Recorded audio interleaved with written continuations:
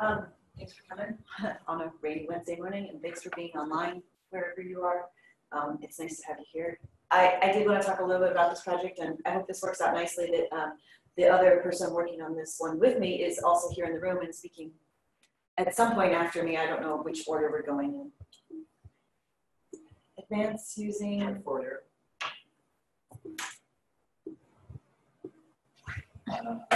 Let's click on the, here we go.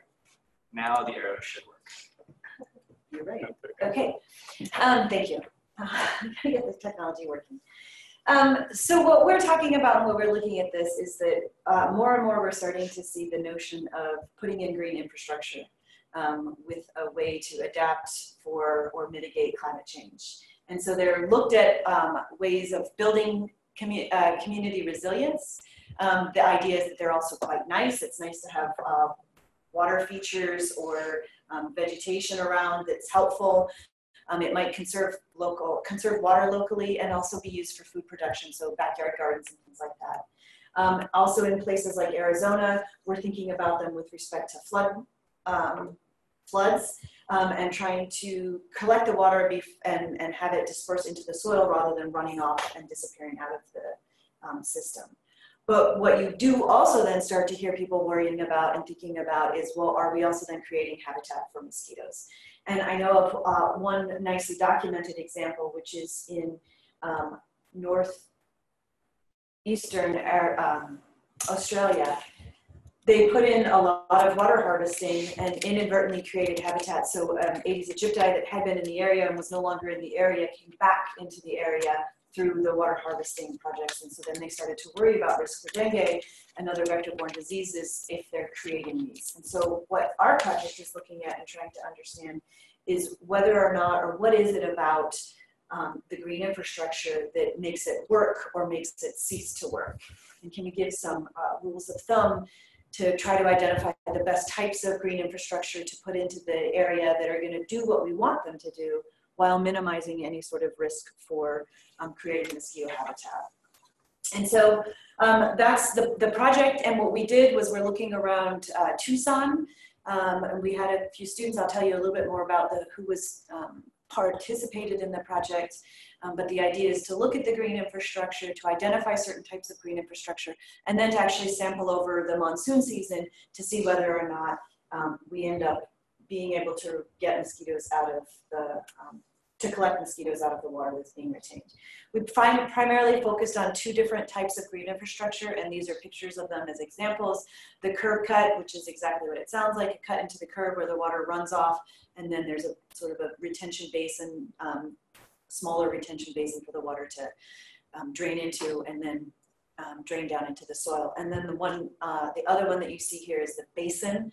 And basins are larger with the idea that they can collect a lot more runoff. This one happens to be behind, as you can see, it's behind a parking garage where it creates it's a large pool that creates a lot of, collects a lot of water. And so those are the two types primarily that we had a couple of other ones mixed in, but those were the two ones that we ended up focusing on. So that's what we were trying to do, what we were trying to understand, and looking around Tucson as to what was going on. So how did we do it?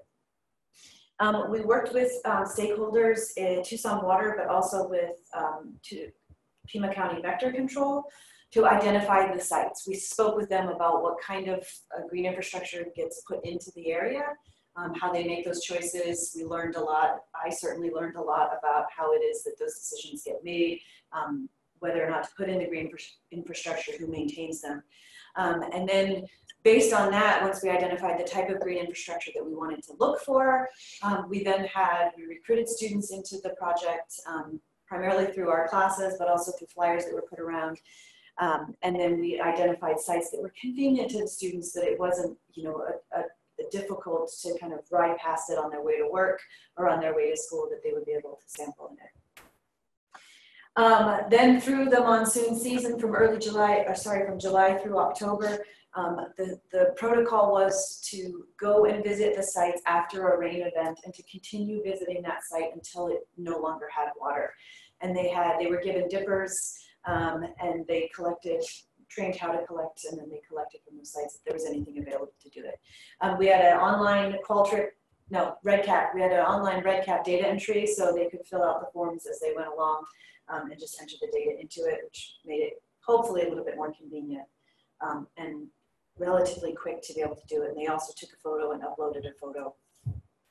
And then if they had them, if there were any mosquitoes to collect, they collected mosquitoes, and then they brought them back into the laboratory, and then we identified them to species, so we would know what kind of mosquitoes we were dealing with. It gives us an idea of what diseases we might potentially be thinking or being concerned about. These are the people, and these are the majority of the sites that were given. So each of the pins represents a site. The colors is by one of the individuals that was sampling in those sites. And you can see we're kind of, I guess, pretty proud of the project from the diversity of students that we ended up, the different colleges that we ended up being able to recruit from. So it was kind of fun from that standpoint to get a bunch of different people together. They got training on laboratory safety because they were being brought into the lab. They got training on green infrastructure and what it was and how to assess it. And then they also got training on mosquito identification so that when they brought stuff back from the lab, if they wanted to, they could figure out exactly what it was that they were dealing with. I happen to like this one because it's a pictorial for my sake of what it was going on. Each of the bar indicates a different team member and the number of times that they went into a site. And you can sort of see where we had across the top is the rain events and the samples that they were collecting as they went along. Informative from the timeline of what it is, but these might be a little bit more informative. We had 28 sites. They were visited 212 times for the duration of the project. The number of posted rain event visits was about 1, so they, for the most part, they went on the very next day and the water was pretty well drained. Very few sites ended up having extension. You'll notice here I said that we had 2, we focused on curb cuts and basins, but we had 1 person also sampled in recreational space. The one exception, which is exciting from a mosquito standpoint and also from a there is something to this project standpoint, was that basin that I showed you before. And this is one of the pictures of the time series of that site where you can see that for at least 6 days there, that one has water in it. And so this particular site tended to hold water for longer periods of time. You can also see how full it got in the first image here, that it got pretty well full and would then also take a little bit longer to drain. It held water for across the times when it did hold water, it held the water for a mean of 3 days, which is short for a mosquito to actually make it through. We tend to think about mosquitoes going from egg to adult in about 7 days is typically what we're thinking about. This one was positive for a Culex, which is a West Nile vector, our primary West Nile vector in the area. On just 1 visit, they did manage to get a mosquito larva. So both good news and bad news, certainly something that's interesting to continue looking at, but potentially something that we want to figure out how to mitigate and work on. So we then started saying, okay, well, how do we then quantify what we're seeing instead of a nice descriptive story? And the rule of thumb is 48 hours, which is the idea is that to prevent these things, basins and everything needs to be draining within about 48 hours. And so that was the metric that we then used. And we started classifying the sites that we had based on whether or not they were holding water for at least 2 days or less than 2 days after the rain event, whether they held water for longer, and whether or not they had actually, there was a few of us that went out counter to the instructions that were given, but good for those of us that did it. They went out on the day of the rain event, because ideally actually the sampling was just the day after. And so there was some of those that had no water on the rain event, which leads us to believe that it's either draining really, really, really fast, or it's not actually collecting water in the first place, which might be indicative. And we had some discussion of why that might be, which was kind of interesting, of how big the lip is and whether or not they're functioning in the way they want to. You will notice that there's a few other sites, and that's the other sites that might be, which is if I didn't visit on the day of, and I only visited the day after, and there was no water on the day after, I don't know whether it actually fits into one of these things where it was working and drained, or where it never collected water in the first place. So that's why we have some missing ones on this one, which will be something. But what you do see is that that one retention basin was the one that was positive, was visited quite a lot because they had to keep going back because it maintained the water for so long. And then off to the side, what we're trying to get at and trying to really understand, and is sort of leading into the second part of the project, is what is it about that basin that it's not performing like it's supposed to? Why is it holding water longer than 48 hours when that's the way that they're supposed to be built? And so the first stuff that comes to mind is whether it's shaded and whether it's sunny. So this one tends to be shaded. It also is vegetated. The vegetation is maintained. There's not a lot of natural vegetation in that basin. It is an N of 1 because the vegetation doesn't change that much over the season. So we're still working on what that might be, and the idea will be to look at it. But those are some of the things that intuitively we're thinking might be associated with it. And like I said, that was our one positive site. So I started alluding to this, which is what is it about those sites? Can we start to assess whether one of the things that's come up in discussion is, I told you that basin that's filling and not draining is right next to a parking garage. Is it getting a lot of runoff, that there's a lot of oil that's creating, cementing effectively the pool that's not allowing the drain? Can we come up with some sort of a sequence of how frequently they need to be scraped out? Can we start to identify those? Are there basins that are working the way they're supposed to? And what is it about the ones that are working that are similar to that one but working in the way that they're supposed to? We're looking to start a second year of sampling where we'll do the sites that we already did, so we have continuation of the project, but also expand into some of those sites because the basins seem to be the things that are more interesting. The curb cuts seem to be working, at least that we can understand the way that they want to. And the goal is again, flipping back to, if we can identify what it is about those sites, then that gives us the policy recommendations that we make about what is it about those sites that can allow us to start thinking our way through what we can do to create this nice green infrastructure, but that doesn't have any sort of maladaptive purposes. And with that, I end. There you go. Now you know what a mosquito dipper is. You use the mosquito dipper when you have a larger body of waters. That is also our star and single mosquito collector. And Valerie is in the red shirt. She's the PhD student that helped on this project. Lad's the one that's sitting in the room. It'll tell us more. And the turkey baster is the other way. When you have small things, you might use a turkey baster to collect your mosquitoes. And that is the other place that is not green infrastructure with the way we defined it, but this is an irrigation that was teeming, which was really quite exciting for us from the standpoint of mosquito training. We knew where we could go and get some positives, because it's really not very rewarding to sample all day and never get anything, even though it really should be. That's the goal. All right, with that, mosquito safari. Yeah, right. Yes, you want to make sure you find what you're hunting for. So that's what I've got, and that's our project. And if you want to sample for us, let me know. Especially if you have a basin.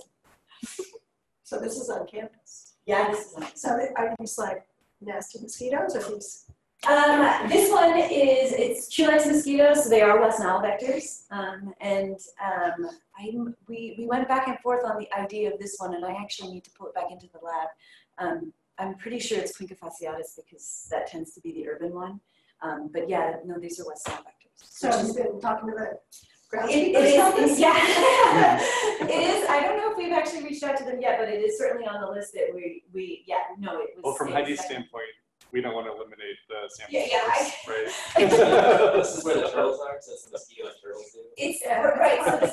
So so for you for pointing it out, the turtle pond is right here. The turtle pond actually had nothing, but this was an irrigation thing that was just creating a puddle, and it was right next to it. That is that piece of it. And I know we had it actually on the list, and I'll actually follow up with Valerie because we very much talked about, hey, did we tell them? We did. Honestly, we did. You see, the training was very early in the season, and we did like the idea of being able to bring students to a specific place and know that here, this is what you're looking for, and that was important. But the fact that we're having mosquitoes grow, because I think it looked like it was broken. Mm-hmm. We meant to. I'll go check if we did follow up, and if not, it was on the to-do list. And just my to-do list keeps growing, and I don't get to the bottom of it. I'll ask Valerie if we ever sent an email about it.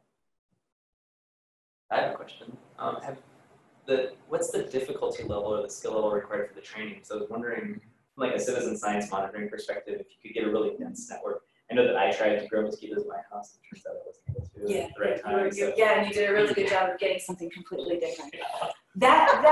Yeah, it's a challenge actually. And we had some of them that were really quite obvious. There's a fly larva that's red, but we had a few students that brought those in thinking that those were what they are, and they're just kind of gross flies. So we see a lot of that. I think mosquito ID, especially since we made a point of not growing them. So if you get them and they're really small, it's actually quite hard. And we kept going back and forth, going back with double checking some of them with entomology because I wanted to make sure that I knew my mosquitoes here. I learned to mosquito ID on the East Coast and we don't have Tarsalis. So I needed to make sure I could figure out which one that one was. It's fun.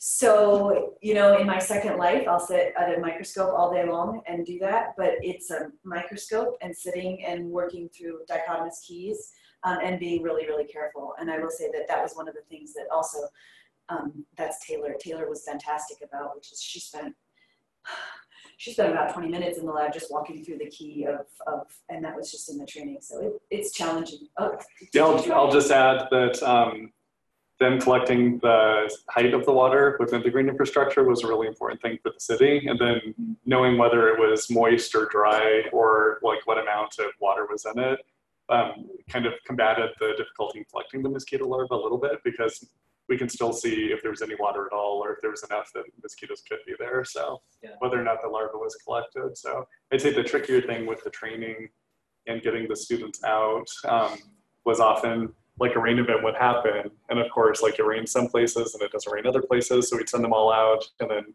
75% of the sites would be dry. Yeah, so yeah. So that was very tricky to kind of keep up the student engagement when they kept going out to sites that were dry on rainy days. So yeah, I think that's so from a citizen science, anybody, it would be really easy to go and have people send out. I think the go collect, do the sampling on that. That's one of the reasons, as Lab is alluding to, that we picked the convenient sampling, which is, it's one thing to ask someone to go out to a dry site like every day when it's 3 miles out of their way. It's another thing when they're just passing it on the bicycle that helps with that component of it. But that sort of like, I can imagine, you know, when you're walking your dog, you know, you have your sites and you do that, and that from the citizen science standpoint would be fantastic. And the burden then would be on the lab as they kind of go in, because I don't think you'd be able to field ID. We'd get a lot of error in what kind of, was it even a mosquito?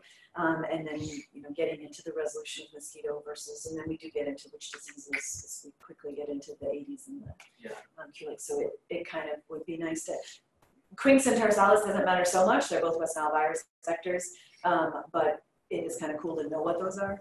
But that's kind of on our side, but that, in some ways that was easy because we only had a couple of fly larvae that were really easy to knock out of not being at all. And then we fortunately only had one to ID. Hopefully next year we had more. You know, you might be able to use rain log to let, you know, that's another citizen science thing. They could look at rain log to see if it rained near their sites, even on dry days. Yeah. If there's a your sense of anticipation is amazing. Okay, never mind. I'll just leave it there. Yeah, no, that's actually good. So I look forward to your talk because that's, I mean, we actually reached out to them and we had a lot of that sort of discussion of how do we get that estimate and what can you ask. And the thing I was thinking about for the rain log thing, because I think similarly, I was wondering if that's an ephemeral, and I'll say a little bit about this, but that's an ephemeral measure of rain, because similar to people not wanting to go out and sample dry sites, not everybody puts in zeros when it doesn't rain, but a lot of people put in numbers when it does rain. And so if we treat it as an opportunistic supplemental sample, which is how Mike and I have been talking about this, I was wondering for the mosquito thing too, I don't know if it's this simple, but it's like, are people getting bit in an area? And then it's like, okay, we need to do more sampling there or figure out, and I don't know if that even makes sense, but that's, I can tell you if I'm getting bit, I can't tell you what kind, but it's like, yeah, there's mosquitoes here. So do the conditions align? So what we had, I have a really great video that I ended up taking while I was waiting for one of the green infrastructures. So I was sitting outside of Capitol waiting for everybody, and the mosquitoes were eating me alive, which of course I pulled out my phone and took pictures of it. But then the first thing we did was looked around that area and we couldn't find any of the, and especially when we restricted this to the idea of the green infrastructure that was there. We couldn't find any of those sites. So there is a little bit of a split as to what's going on of where the mosquitoes are being produced as opposed to where it is that they're going for their food source.